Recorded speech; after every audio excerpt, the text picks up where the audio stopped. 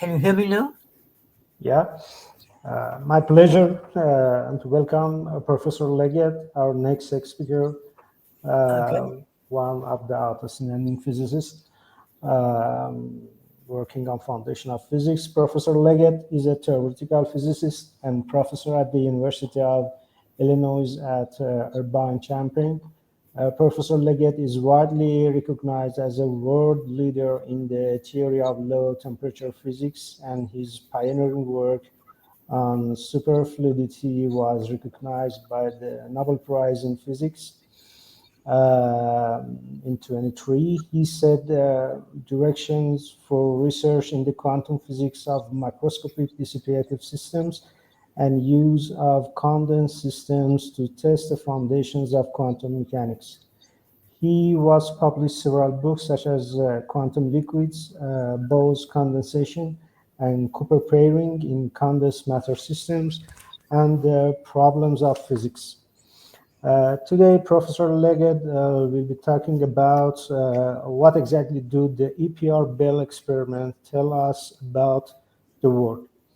We are looking forward to your talk, Professor Leggett. We have 45 minutes for the talk, followed by about 15 minutes for question and answer parts. You can start your talk. Okay. Thank you. Can you hear me? Yeah. Good. Okay, well, first of all, let me thank the organizers for inviting me to this conference. I have to say that I only spend a fraction of my time trying to think about these issues which are usually regarded as foundations of physics. And in particular, I'm not particularly conscientious in keeping up with the literature. So I suspect that this talk may duplicate some things which are in the literature, perhaps even some things which have been said at this conference, because unfortunately I was traveling yesterday and was not able to attend these sessions. But what I'm going to be talking about is to try to pin down as best I can what exactly are the EPR-Bell experiments telling us about the world. In particular, what exactly are they? What ideas are we going to have to reject about the world because of the EPR-Bell experiments? And I will essentially weave my talk around the concept of macroscopic counterfactual definiteness, which was introduced by Henry Stapp, Asher Perez, and others. I will start off basically by asking what is realism in physics, and I will essentially choose to define realism in terms of macroscopic counterfactual definiteness. Of course, this may be a choice which some of you disagree with. I will then very briefly, I assume that most participants are very familiar with the setup of the EPR-Bell experiment, so I'll just recap them very briefly.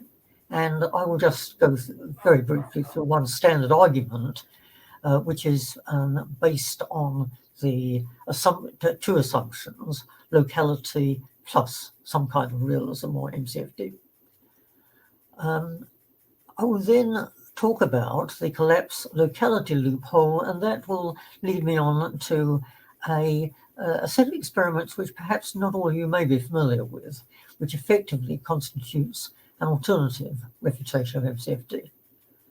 And now I come to a question which has been raised certainly by Nicolas Gissin, I suspect by others, that is whether in fact one can interpret the EPR-Bell experiments entirely in terms of the assumption of locality without making any kind of assumption about realism or something equivalent.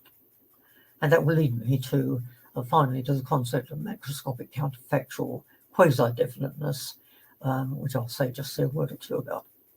As I say, there's probably lots of things in the literature which say a lot of what I'm saying in other words.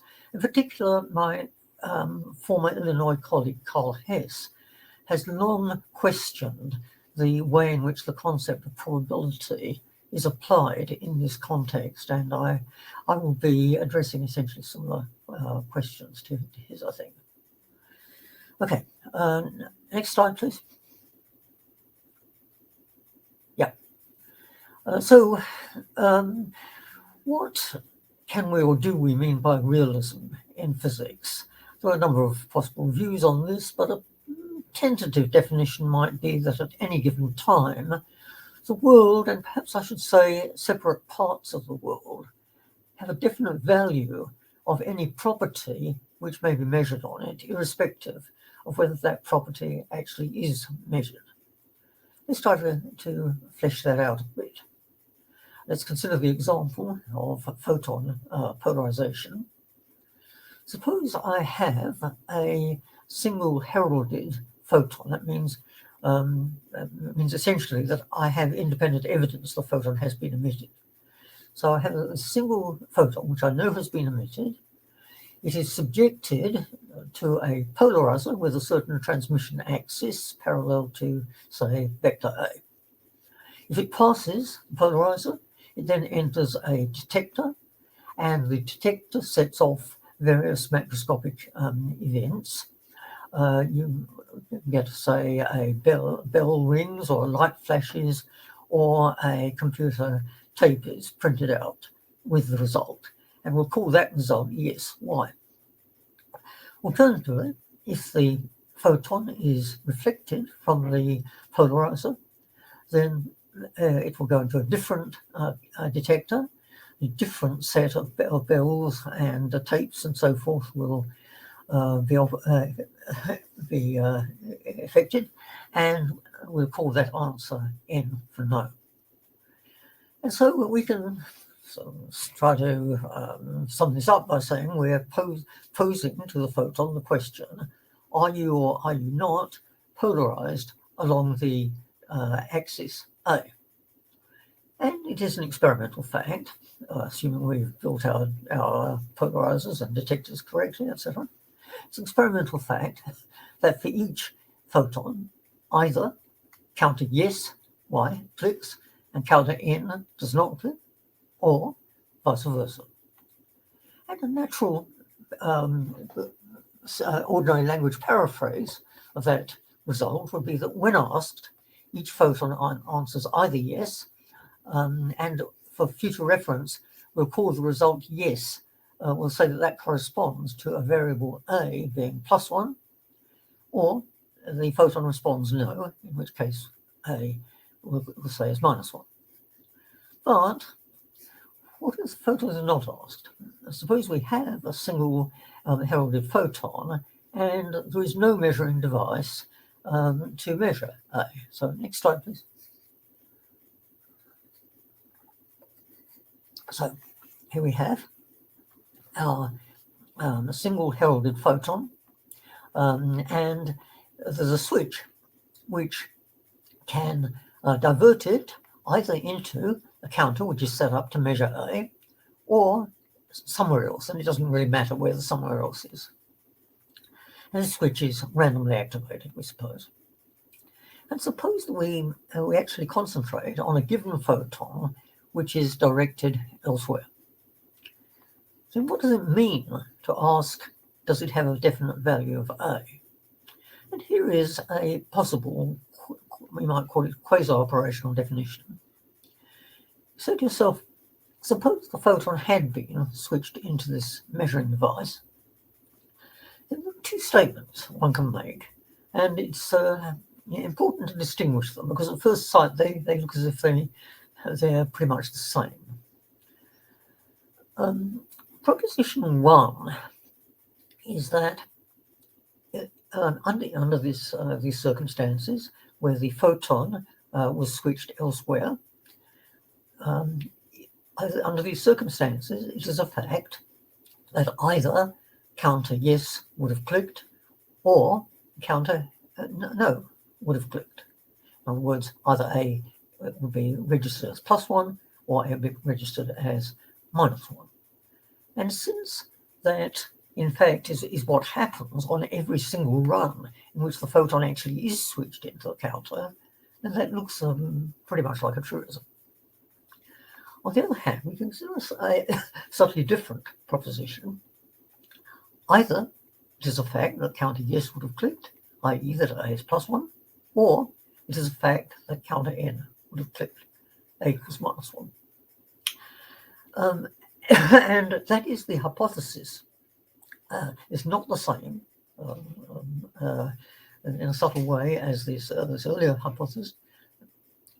This is basically the proposition which is considered by Henry Stapp and Asher Perez and others, and is I will call macroscopic counterfactual definiteness. And so I'm basically going to, for the purposes of this talk, take my definition of realism in this similar kind of physical situation as the proposition of macroscopic counterfactual definiteness. That is, that an experiment which you might have performed but chose not to, nevertheless has a definite result. We'll come back later to the status of that statement. Okay, next slide, please.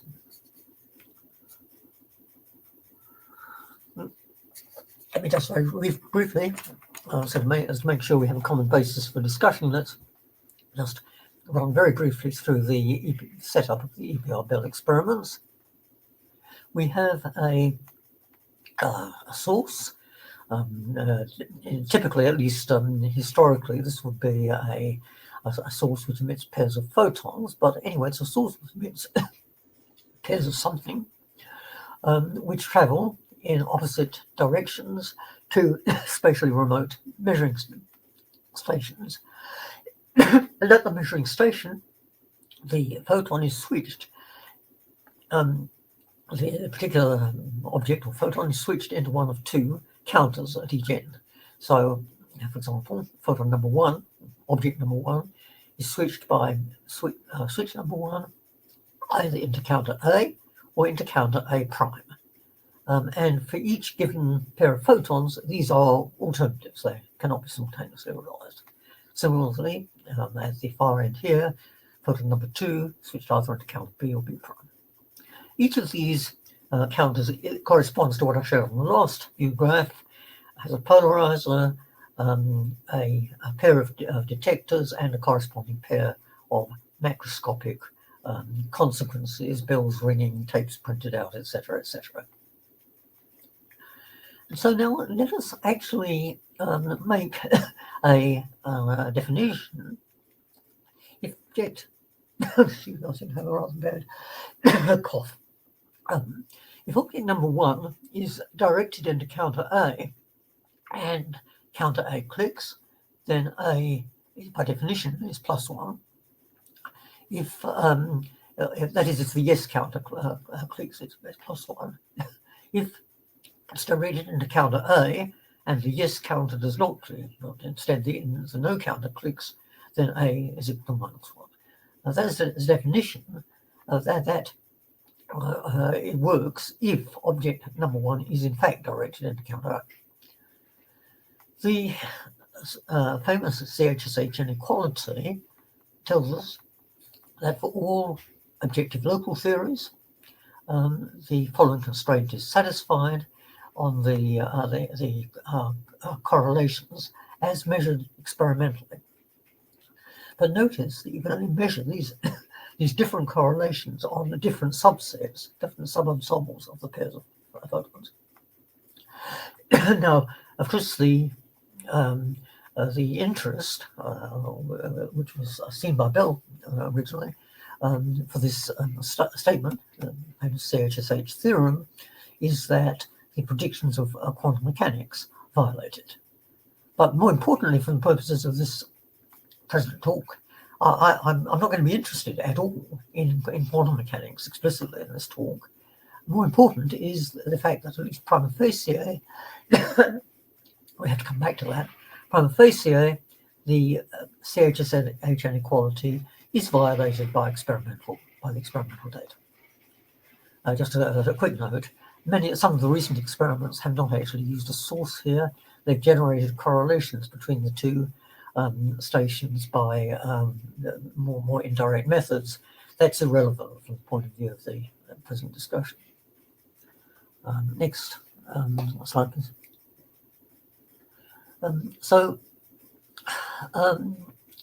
We said that the CHSH theorem is violated by objective local theories. What we mean now by an objective local theory? Well, traditionally at least, that's had three components, which one is often not stated. The first is the hypothesis of realism, which is that physical systems have definite properties whether or not those properties are observed. And as I've already said, I will replace that, or I will interpret that as a statement as essentially the statement of MCFD. The second postulate is that of Einstein locality. No causal influence can propagate with a velocity greater than the speed of light, which means under the conditions of recent experiments that there is no possibility of transmission of a causal effect from one of the measuring stations to the other. And finally, this is often not mentioned, but we must also make the assumption of the absence of retrocausality, that the future cannot affect the present or the past. What that means, essentially, in the context of the present discussion, is that neither the setting of the measuring devices nor the outcome of the measurements there can affect the conditions at the source. And that is something, incidentally, which in special relativity would follow from postulate 2. They're not really separate, but we do want to consider more general theories, so it's well to specify this explicitly.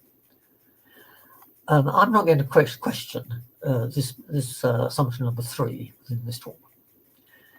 So if I don't, then an experimental refutation of the CHSH inequality means that we must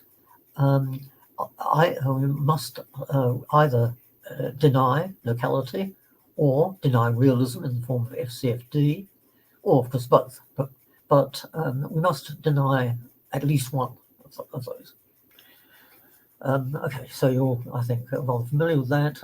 Let me just, on the next slide, I will very briefly just remind you of the proof, but I don't need to go through the whole of it.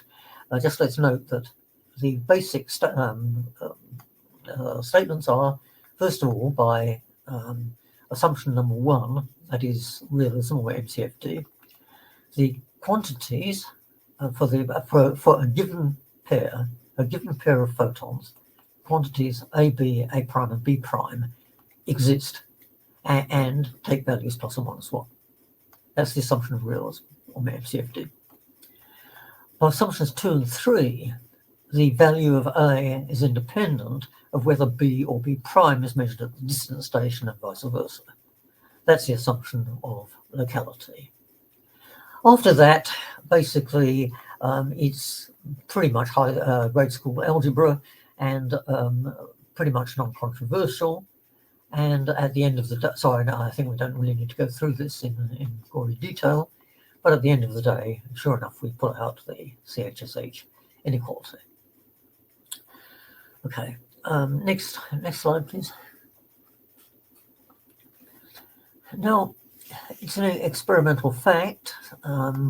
Since, crudely speaking, the group of important experiments in November to December of 2015, the experiments prima facie do refute either the CHSH inequality or the so-called Eberhard inequality, which is a generalization of it. That's not, for our purposes, a particularly important point. They refute this inequality with a very high claimed statistical significance, and with all the standard loopholes like is the switching really random, etc., with all those loopholes blocked. And so at least it's tempting to conclude, and I think many people have concluded, that local realism or objective local theories are dead. Many people point out there still are outstanding loopholes, and there are a couple of loopholes which people have tended to focus on here. One is superdeterminism, the idea that basically there are no free choices in the universe, whatever. That I think is probably untestable. Others have challenged retrocausality. Again, I suspect that's probably untestable. What I think has tended to not be discussed so much, although to my mind it's at least equally important, is the so-called collapse locality loophole. That is, at what point in the measurement process was a definite outcome realized? That, of course, is a question which has been around ever since the birth of quantum mechanics, and the great historic figures like Bohr and Heisenberg and so forth, at least as far as I can see, never really answered that question. Most experimentalists I've talked to say, well, it's obvious. As soon as my account, the electron enters my photomultiplier, and a process is triggered by which I get a pulse from the anode of the photomultiplier, that's where a definite outcome occurs. How do you actually know? Well, you don't, but other experiments of a different kind which can say anything useful about that question. So next slide, please.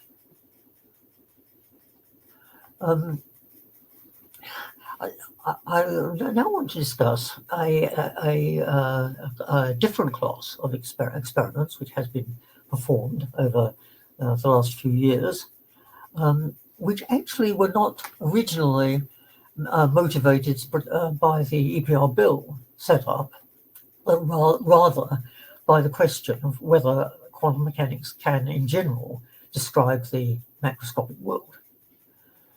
Suppose we have a system, which is macroscopic. I'll say a word about that in a moment.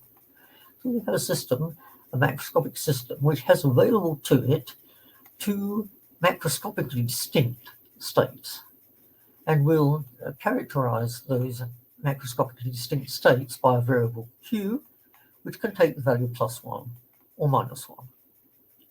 What do we mean by macroscopically distinct? That's a rather vexed question, and there have been various answers to it in the literature. My own answer is given in this preprint, which is posted on the archive but not published. But basically, for our purposes, the superconducting systems, which I'm about to discuss, are macroscopic systems, and that their different states are macroscopically distinct states. Again, we could perhaps argue about that. Anyway, what you do is you start the system in a given state, let's say plus state.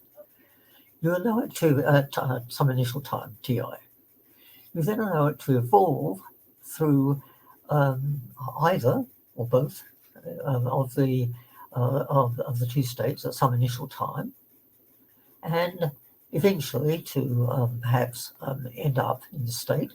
And this time, the final time tf, you measure the probability that it's arrived here rather than here. An example of the kind of state we're considering is what used to be boringly in the old days in this case being the 60s of the last century, it used to be called an RF squid. Nowadays it goes under the fancier name of flux qubit. What it is basically a single superconducting ring interrupted by in the simplest case, a single Josephson junction. And the two states that you're talking about are states, one of which the current is circulating anti-clockwise, and the other of which is circulating clockwise. And again, you can argue about the magnitude of the current and whether it really constitutes two macroscopically different states. But I will assume for the present purposes that they do. The interest of this situation is that quantum mechanics definitely predicts that at the intermediate time, the system will actually be not in definitely one of these two states, but rather in a quantum superposition of the two states. And this is then opposed to the concept, which actually in this context is usually called macrorealism, but essentially macroscopic counterfactual definiteness, that either at any given time, either this state or this state is definitely realized. And the question is then, can we test this hypothesis? And the answer, no, it does seem to be yes. How do we do that? Well, the principle is actually really almost trivial. What we do is to compare the behavior of the system depending on whether or not we actually try to detect at the intermediate time whether it's in this state or in this one. Next slide, please.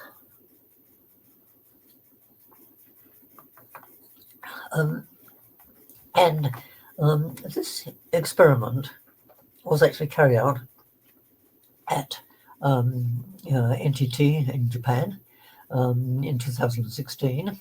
I'm actually a co-author on that paper, though my role was it was rather minor.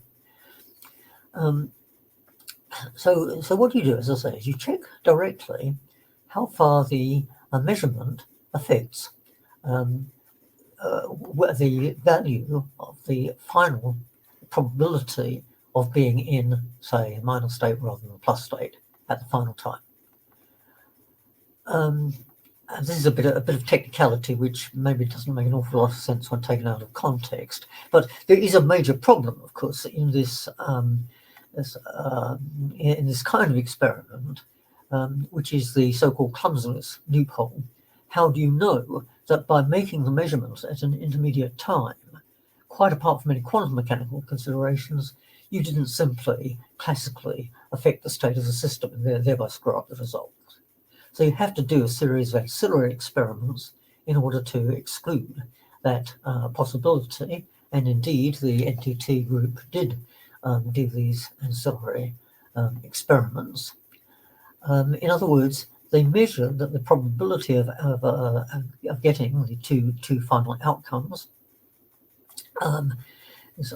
First of all, if you measured the system by as non-invasive way as you possibly can do, and found it to be actually in the plus state here, you then repeat the process.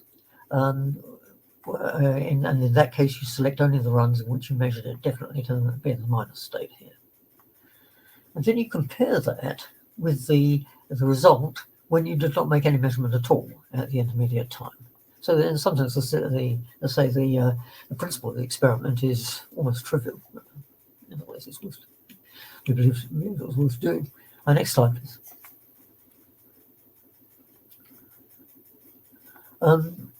Okay, so as I say, this experiment was done by the group of Ni et al., the NT2 group.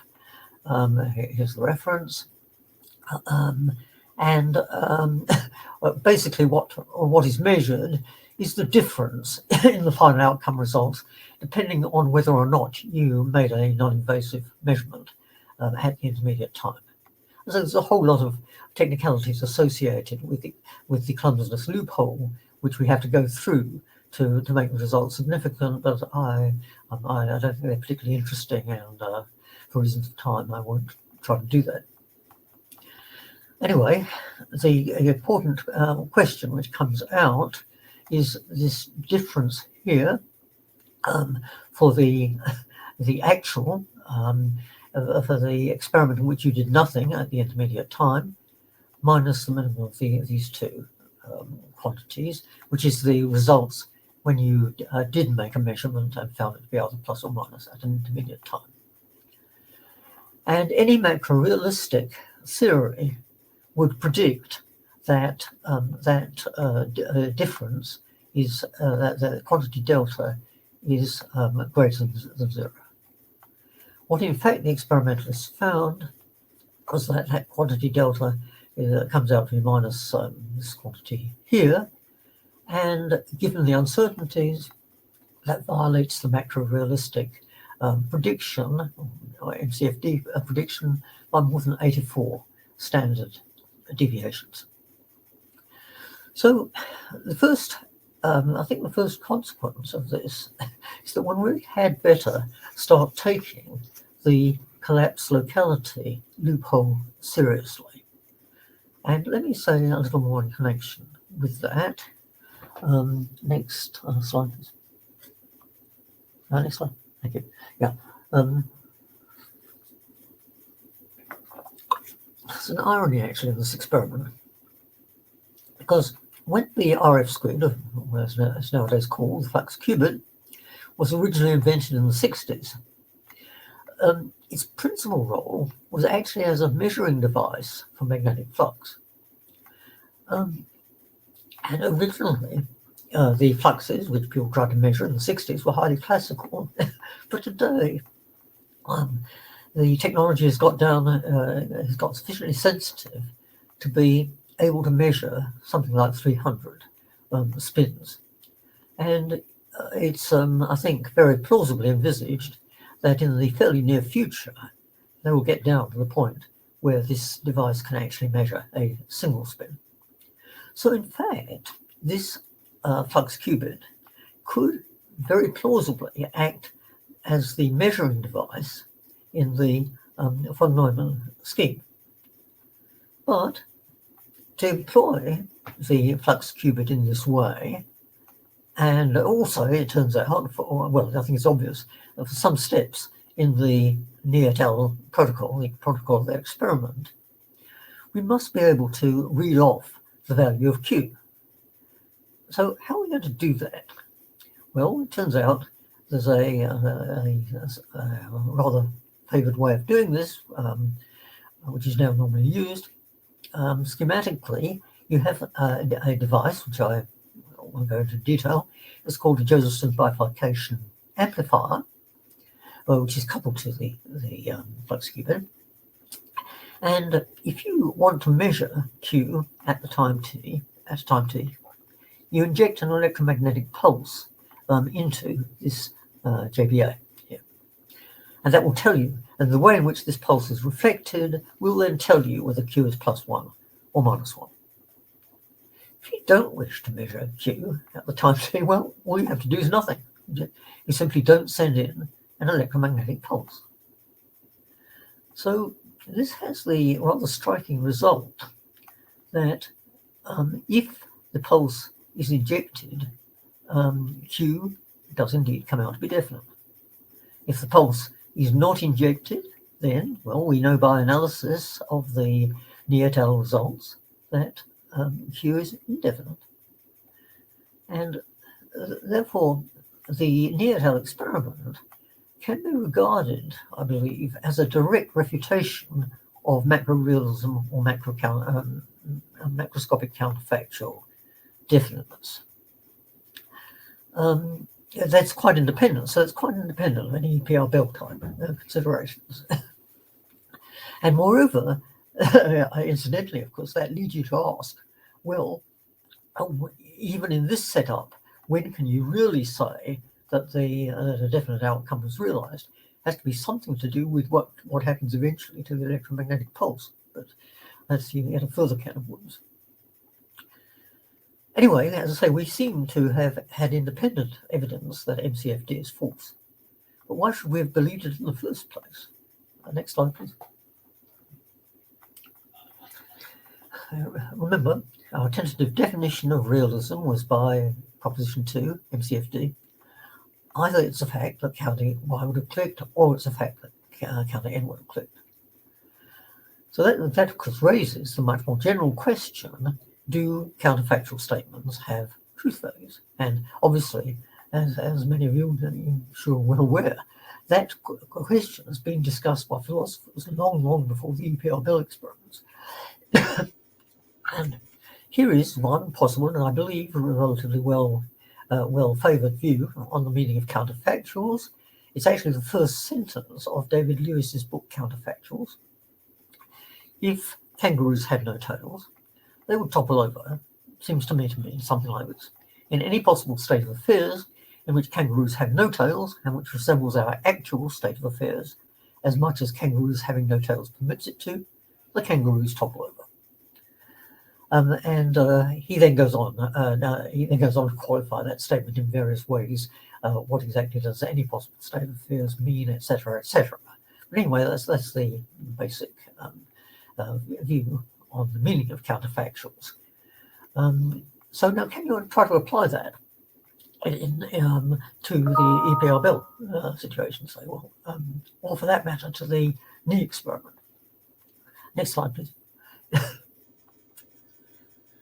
Is it the case that in any experiment in which everything else is the same, but we measure A instead of A prime, we always get, say, +1? Well, for most kinds of photon, no. And the NTT experiment shows that indefiniteness isn't simply the amplification of a microscopic indeterminacy. It's an indeterminacy which is still there even at the macroscopic level.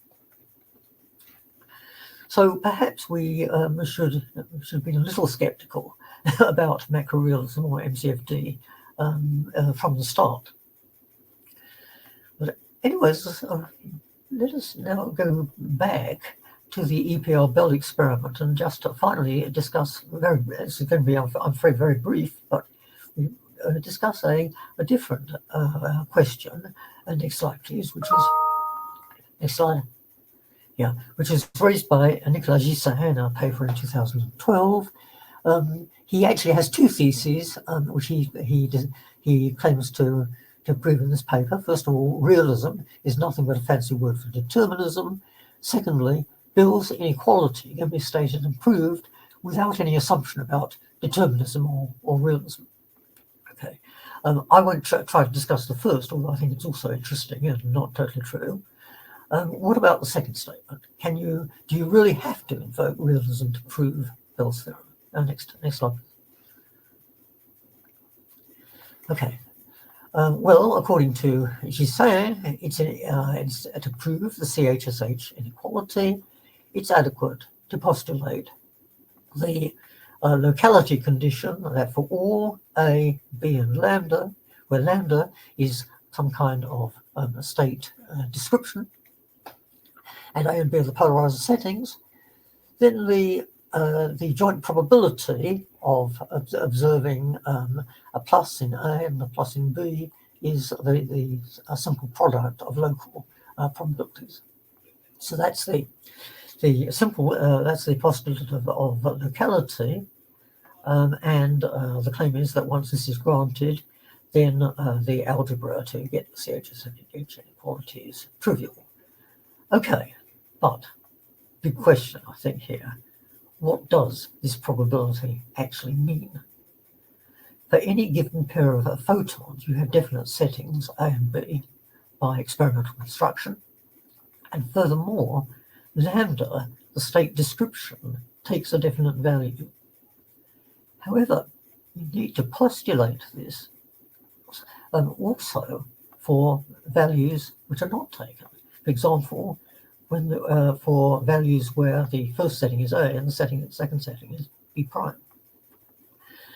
For the same, now here's the crunch point, for the same lambda.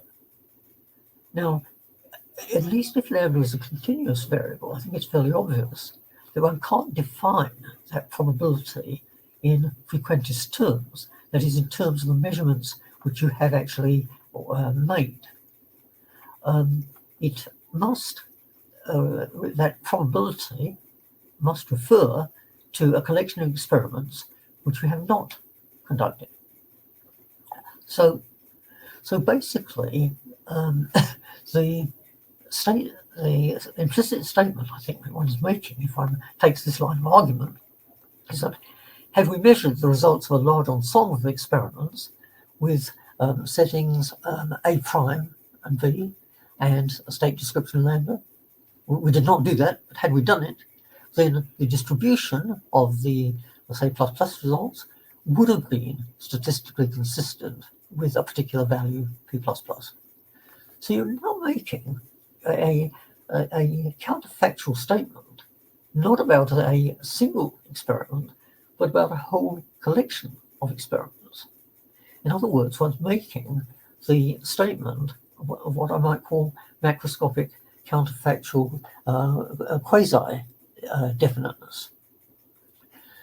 I'll abbreviate that MCFQD.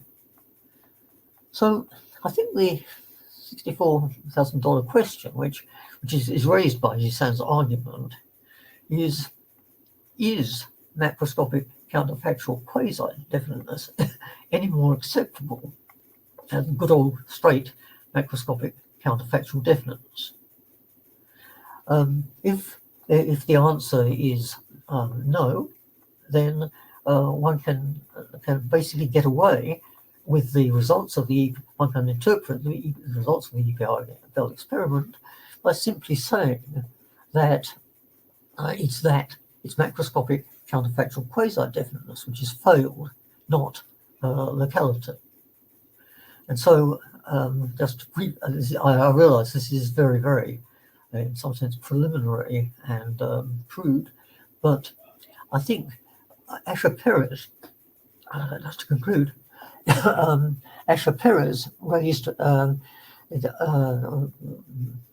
entitled his paper, Unperformed Experiments Have No Results. And I think we can just amplify that a little and say, and on the final slide, next slide, please. Yeah. In the last resort, I think we can say that unperformed experiments have no results, even statistical ones. As I say, I realize that last discussion is very, very preliminary, but hopefully it may provoke some discussion. Thank you.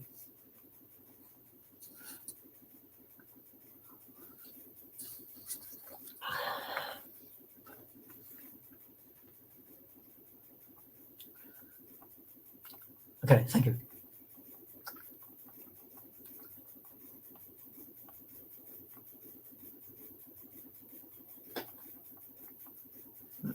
Hello? Hello? Thank you, Professor Leggett. Could you hear all that? Yes, we have now some questions. Please raise your hands if you have any questions.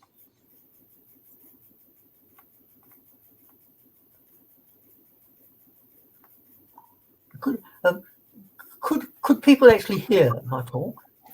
Could everyone hear it? Hello, Professor. Can you hear me? Yes, I can. Yes. I have a question. First, thanks for the great presentation. And then, do realism and localism have accurate and precise mathematical formulation in Bell inequality? And then, has there been any attempt to refine these formations? Thank you very much in advance. Oh yes. Well, yes. I mean, I think the whole discussion over the last few decades has really been about how you should how you can precisely formulate the assumptions which go into the interpretation of these experiments. There are many good discussions of this in the literature. I particularly like the discussion by, unfortunately, I don't remember in what volume it is, but I think one person who's really discussed this very nicely is Abner Shimoni, who is indeed actually the S of CHSH. And here, I think, has written very, very clearly on this subject. But as I say, one can try to pin down a little more precisely what exactly it is if, for example, you formulate Bell's theorem in terms of the actual properties of single photon pairs. That was the first part of my talk, and then how one can proceed if one tries to formulate it in terms of probabilities, as that was the end of my talk. Jisan's idea. Sorry, I don't know if I've answered your question, but Thank you. Someone has asked, is it possible that EPR-Bell experiment have some kind of four-dimensional explain? I'm sorry, I didn't catch that. Some kind four-dimensional explain? Some can-fold. I'm sorry. I'm sorry. For some reason, I'm not quite catching what you're saying. Some can find additional. I'm sorry. I really didn't quite hear what you said. Could you just try to repeat it? Mr. Khavanzadeh, can you explain your question more clearly? Yes, I just didn't catch the word. I'm sorry.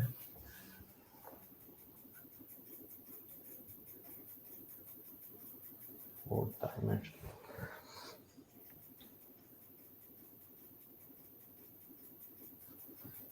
I guess Professor Leggett couldn't realize your question clearly, Mr. Khavanzadeh.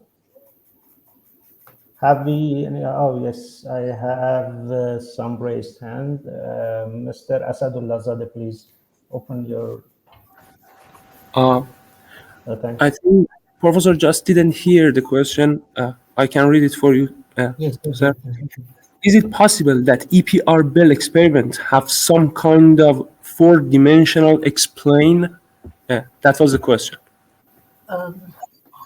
No, I'd be skeptical about that. In fact, I'd be very skeptical about the idea that simply invoking somehow more sophisticated mathematics than the mathematics which has been used in the past in discussing these experiments will really get you anywhere. Because I think, at least at first sight, both kinds of argument, both the arguments based on the assumption that individual photons have definite properties and the assumption based on probability, both of them invoke what at first sight at least are very, very simple physical concepts. And my own instinct is that simply reformulating them in more elegant or more advanced mathematics really is not likely to solve the problem for you. So that's my personal point of view. Not everyone would agree with that. Hi. Hi. Hi. Thank you, Professor Leggett, for your nice presentation. This is Hassan. It's nice to hear you again.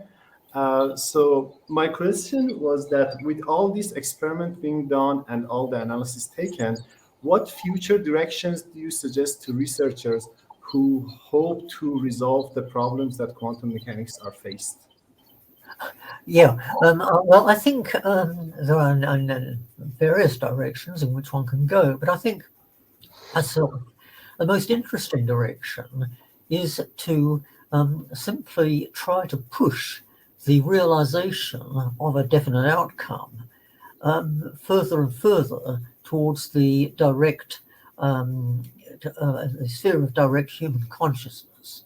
And I think one experiment which in principle would be very interesting and may actually not be so far in the future is to actually conduct an EPR-Bell experiment between two human observers on spaceships, which are separated by a distance which corresponds, in terms of the speed of light, to a time, let's say, of the order of 1 or 2 seconds. Because 1 or 2 seconds is the kind of time of human reaction. An observer will know that he or she has seen or not seen a flash, certainly within the time of 1 or 2 seconds.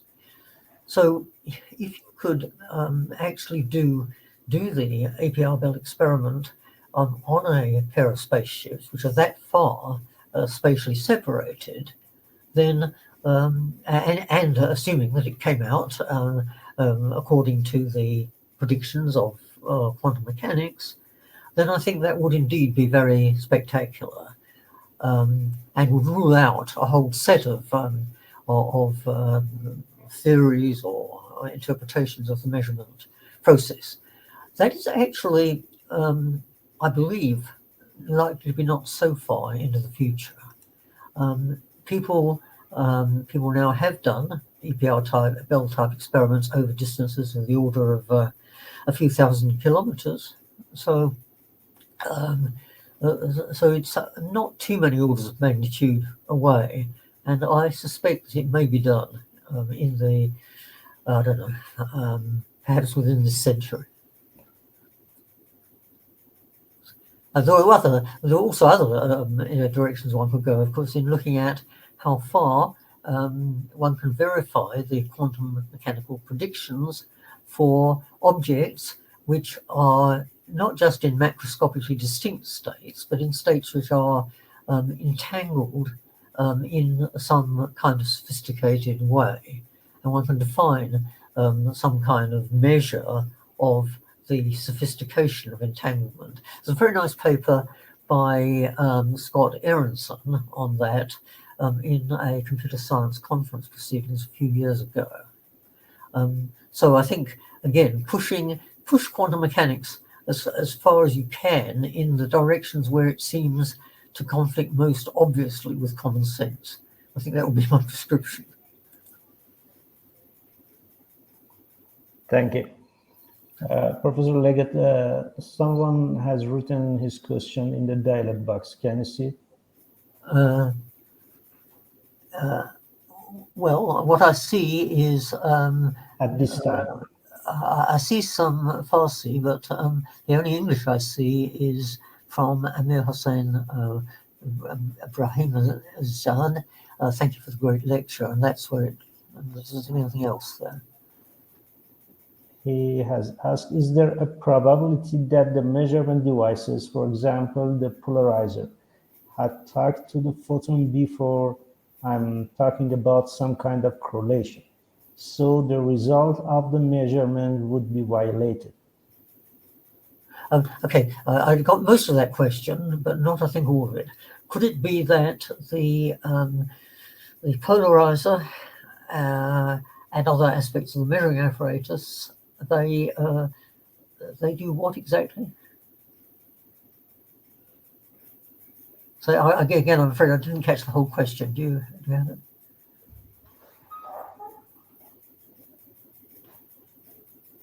I'm sorry, I just couldn't understand the whole question. Again, I couldn't catch the word. Can you explain your question more clearly for the Professor Leggett? I just couldn't hear the words. Okay, we can go to another question. Mr. Malikpur has asked, at this time, how accurate is our understanding of the nature of the light? I mean, do you think there will be other understanding of the nature of light in future?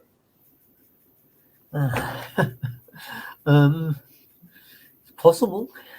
On the other hand, I think that special relativity, which to at least to an extent is, among other things, a theory of light, special relativity is such a beautiful, clean theory that and when supplemented by quantum mechanics, in other words, quantum electrodynamics, that's even more beautiful.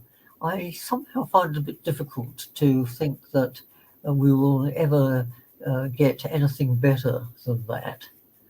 But again, maybe that's just lack of imagination. Okay, we have Mr. Asadullah Zadeh. Please open his microphone.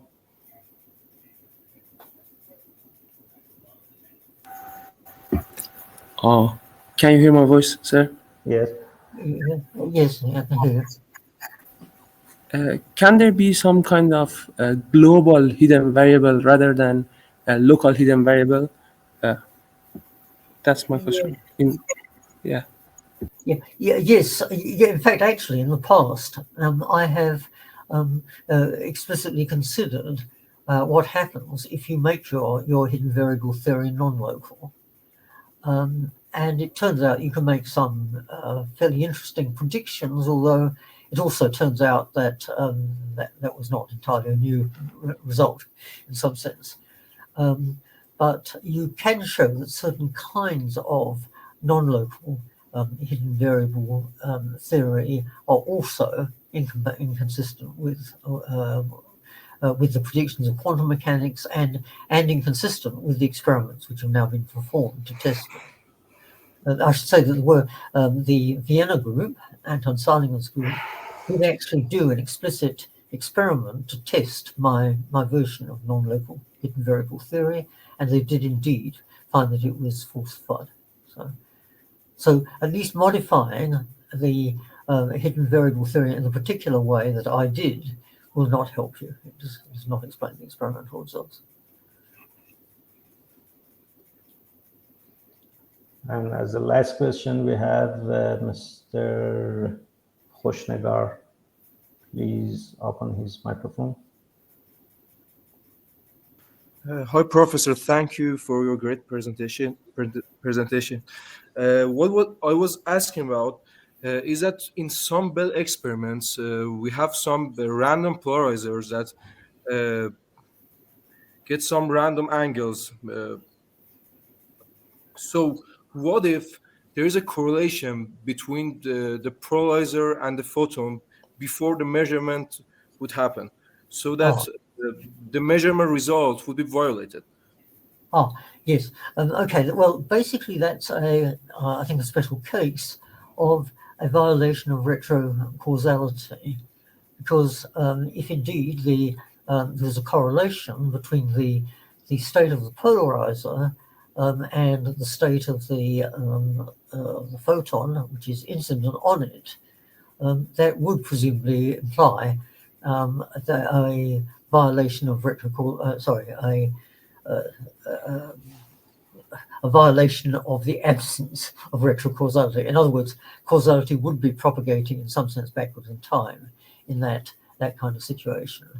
So once one introduces that possibility, I don't really think that one knows how to prove anything very, very useful. I think we just, to make any progress, we just have to take for granted that basically, as we would normally think in everyday life, the past can affect the present, the present can affect the future, but not vice versa.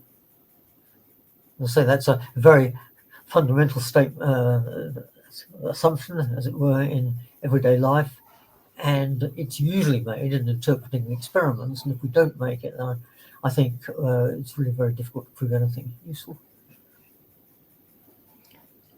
Thank you. Professor Leggett, do you have time to have one more question? Well, yes. Mr. Sultan Manish has asked, I think the phrase unperformed experiments have no results has two aspects. One, the results have no reality. Two, the information about the results do not exist. Which aspect you are emphasizing on? I think the first, that there simply does not exist a quantity corresponding to the result of an unperformed experiment. It's not that it is unknown, it's just that it does not exist. Okay. Thank you again, Professor Leggett. It is an honor that you accept our invitation. I thank you again for participating in this conference. Well, thank you all for listening. I wish you the best and good luck. Thank you. Same to you. Goodbye. Bye.